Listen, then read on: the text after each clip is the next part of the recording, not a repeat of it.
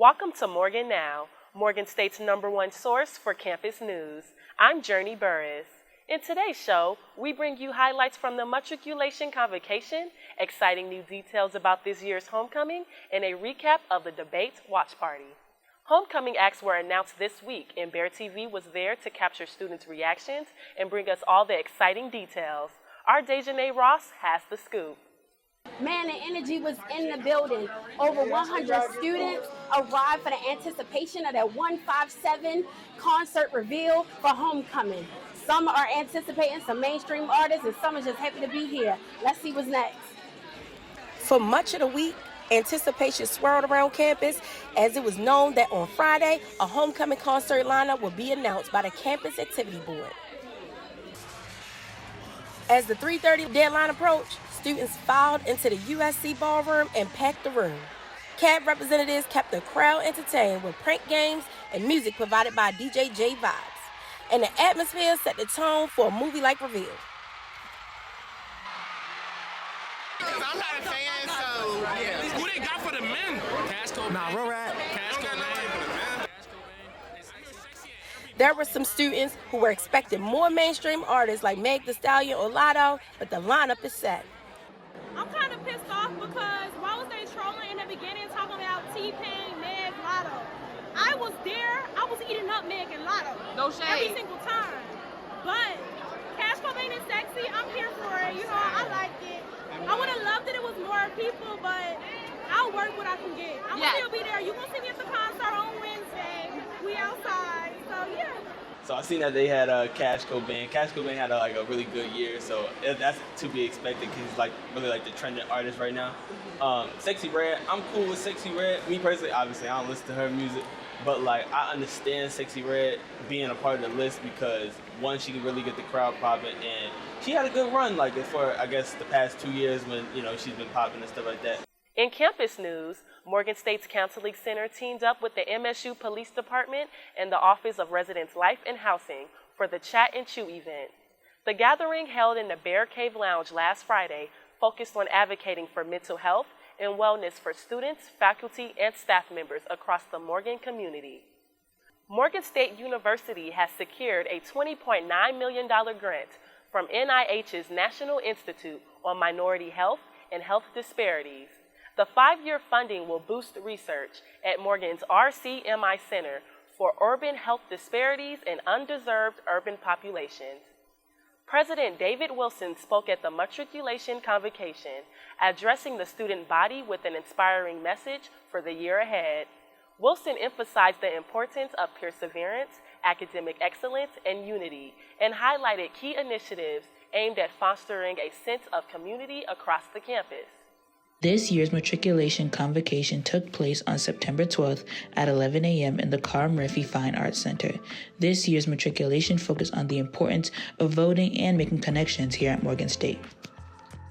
Noting that this community and your supporters, that it includes some of the greatest academic and political minds in our country. This speech focused on the importance of making intentional connections and carrying out those connections at our time here at Morgan State. A small selection was performed by the choir before the keynote speaker, David K. Wilson, gave his speech.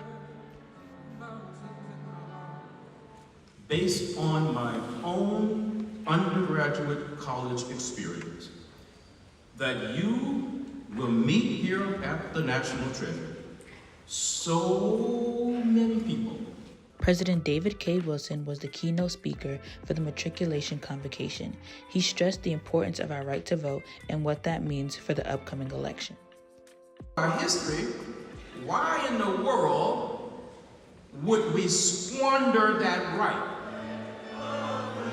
The convocation concluded with everyone standing and singing the very well-known Fair Morgan.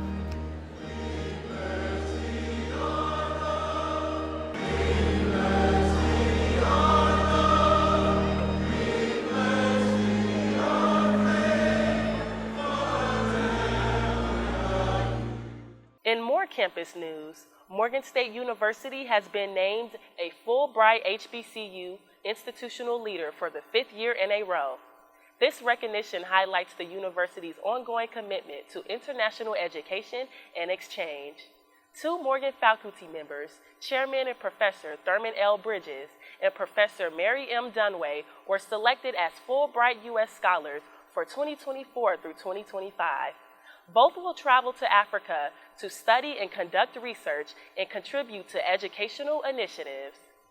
The Morgan community mourned the deaths of musician Frankie Beverly and actor James Earl Jones this week. The entertainment giants made a lasting impact on the world and will be remembered for their iconic performances and body of work. Both figures were influential in their respective fields, touching generations through their talent on stage and on screen. Many of us grew up listening to the funky music of Frankie Beverly and were inspired by the powerful performances of James Earl Jones in movies such as Star Wars and The Sandlot. Their legacies have touched the lives of students, faculty, and staff. Now, we take a moment to reflect on their contributions and the memories they leave behind. Last week, our campus community mourned the death of Frankie Beverly, lead singer of soul and funk band Maze.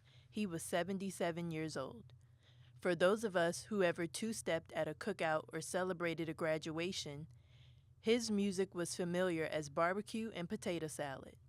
He made you happy and sang about it in iconic songs such as Before I Let Go and Southern Girl. James Earl Jones, through sheer talent and imagination, became a household name that expanded decades and generations. The consummate thespian earned America's recognition, applause, and respect on stages across the world. He died last week at age 93 and left a career credit reel as long as the Hollywood Hills. Jones was born on January 17, 1931 in rural Mississippi. He overcame early age as a stuttering farm child, grew up to have an acting career spanning over 70 years. Despite those early struggles, he developed a truly unforgettable voice. I've tried to instill He that was the message famous into all voice my of Darth children. Vader from Star It may Wars help you fame. too someday. He was when the you're famous back voice of way out Mufasa from wherever. The Lion King. Indeed, he was the commercial voice announcing CNN's network newscast.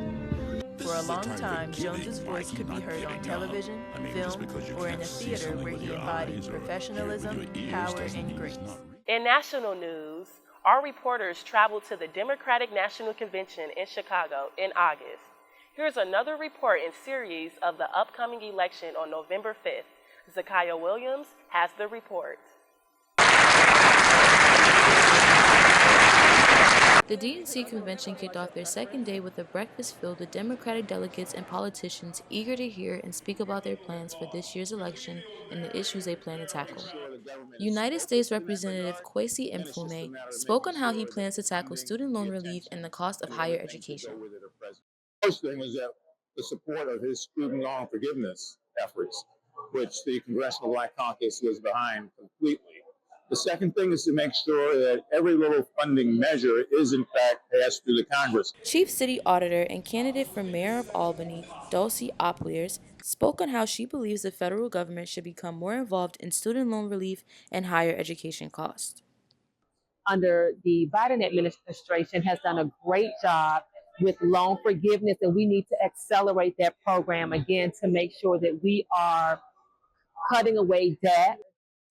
Milwaukee County Board Chairwoman Marcelia Nicholson expressed how she feels the federal government will contribute to the mental health issues of students. I believe the administration can offer many things. They can offer counseling on campus. They can make sure that students have access to prescriptions that are affordable.